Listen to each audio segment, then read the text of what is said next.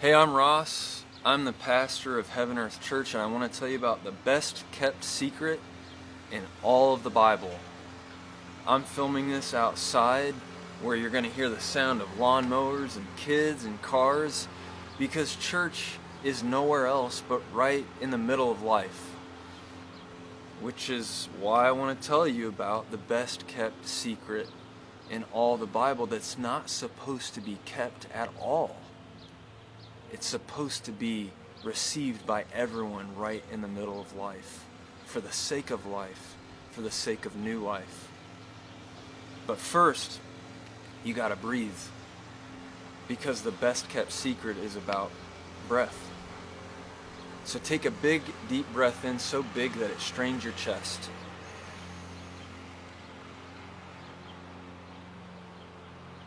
And breathe it out. Think about the energy that brings to our bodies. We can't even see it. We know about it because of science, but sitting here, I can't see the energy, the oxygen that brings to my entire system. The best kept secret that's not supposed to be kept at all is like that. You also got to look at the wind, because the best kept secret has to do with wind. Now, right here, with this bush, you can't really see any wind, but there's always a current of wind happening in the world, and that's what the best kept secret that's not supposed to be kept is like. There's always wind. It's always moving. This secret is about invisible things. Invisible things are hard for human beings because we think that if we can touch it, if we can see it, that's what makes it real, right? I was talking to my son about that when he was going to bed one night because he was struggling with invisible things, like how they could be real, and we started talking about that. Things like the wind. We even talked, yes, with a 5-year-old, at the time a 4-year-old, about subatomic particles. Because I think that's really cool, and he thought it was cool. How what makes life as we know it, this world as we know it, is happening at such a level that we can barely even observe it with science. These particles that are taking leaps, quantum leaps, and making life happen, and we can't even see it. This secret is about how invisible things we can't always see and touch, are some of the realest things, the most powerful things. Spirit is the best kept secret that's not supposed to be kept. We are destined to be filled with the very same Spirit of God that made all of life happen. The same wind of God that drives this entire universe, that has so much energy and power. We are destined to be filled with that same wind, that same Spirit. We are spiritual beings. We aren't made to be people who just believe a set of doctrines, and that's what makes us religious or right in God's eyes. That's not who we are. That's not our destiny. Get this. We're not even just supposed to believe the right things, let alone the doctrines. That's part of the secret. That what is way more important than anything is Spirit. Holy Spirit in you and me and in every person who has lived, is living, or will ever live. That is our destiny. Breath, wind, Spirit, the invisible presence of God, the very presence of God dwelling inside us, yes, us, every day, teaching us what life really is and helping us to spring up the new life that Jesus brings to the earth, the new creation for which Jesus came. Our destiny, this is the secret, is to be filled with the very Spirit of God that was in Jesus, and to let that Spirit bring new life into us from the inside out, and to lead us to bring the new creation to this earth, to this creation that is broken. In Genesis, when God is creating everything, the heavens and the earth, it says that there was nothing but chaos until the breath or wind of God hovered over the face of the deep. Wind, breath, spirit, it's all the same word in the Old Testament, in the Hebrew language in which the Old Testament was originally written. Wind, breath, spirit, hovering over the face of the deep, ordering chaos, giving life. Just like when you take a big deep breath in, and if you need to get out of a panic attack, what can get you out of it initially but a series of breaths? Just like life at the beginning.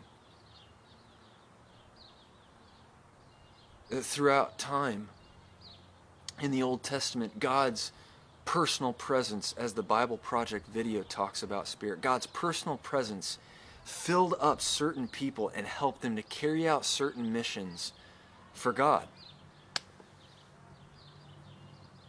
And that's part of the best kept secret, that God's Spirit has never been intended to be just for a particular set of people. God's personal presence, the same Spirit that hovered over the face of the deep, was never meant to be just for a select group of people, but for everyone.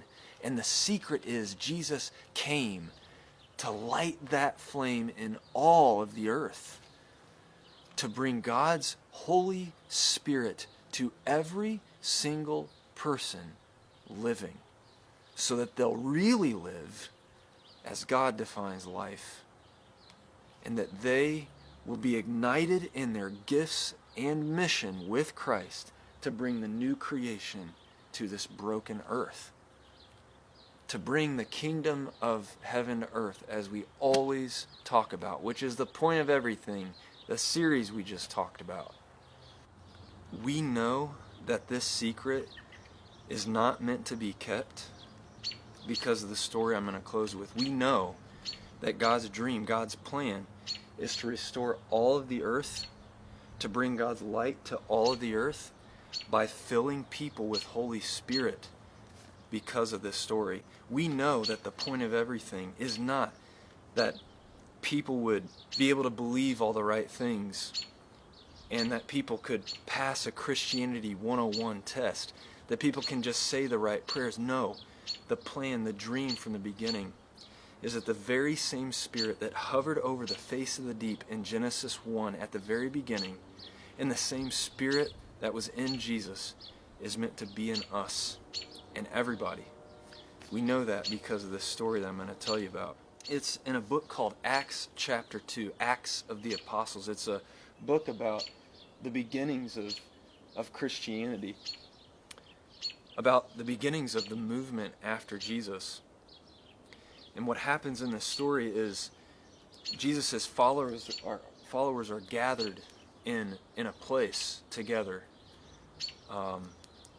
They've seen Jesus alive. They don't know what it means yet, but the story shows us that when we're all gathered together, even if we don't know all the answers, if everything doesn't make sense, something powerful happens when we're gathered in community, which is one of the reasons we gather in groups. We gather on Sunday mornings. They're gathered together, and all of a sudden, there is this howl of a wind. A howling wind. Jesus said the Spirit is like the wind in John chapter 3. You hear the sound of it, but you don't know where it's come from or where it's going.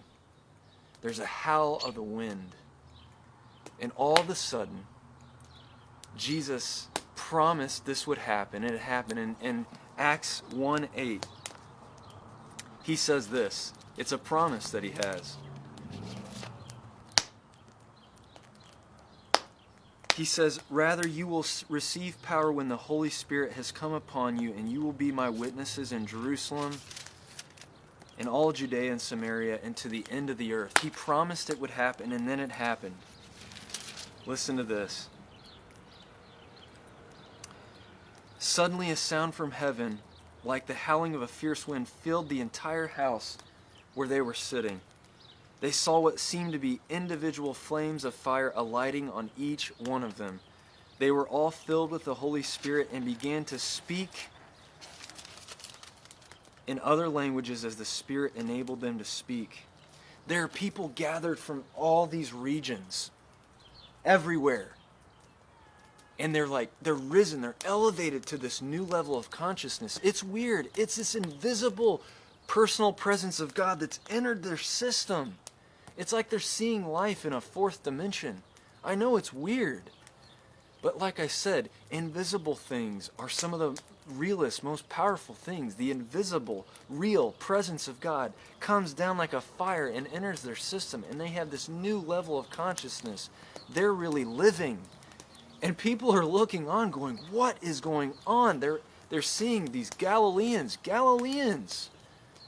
which basically meant like, we thought nothing good could come from these regions, and something is happening with these people. And this Peter, enter Peter into this story here. He's sitting amongst this crowd who receives this Holy Spirit into his system. Peter, the denier, the insecure teacher's pet, Peter, who at some times seems to get it and then other times doesn't get it at all.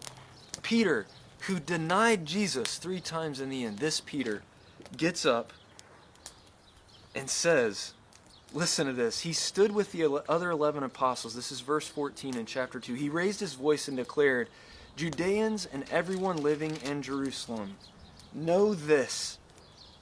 These people aren't drunk as you suspect. After all, it's only 9 o'clock in the morning." People watching this saw this flame of the Holy Spirit come down, and they're like, what is going on? They thought they were drunk at 9 o'clock in the morning, and instead Peter says, no, it's the Holy Spirit. And he quotes this prophet Joel from ages ago to reveal again that God's plan all along, this secret all along, that God was just waiting for this Spirit to fill every person on earth. Peter quotes Joel saying, in the last days, God says, "I will pour out my Spirit on all people. Your sons and daughters will prophesy. Your young will see visions. Your elders will dream dreams. Even upon my servants, men and women, I will pour out my Spirit in those days." The secret is being revealed.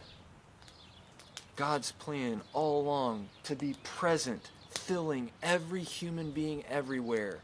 And these people who have followed Jesus are waking up and receiving that Spirit. Here's the best part of this secret. Peter goes on to say, fellow Israelites, these are his countrymen who are having a hard time believing.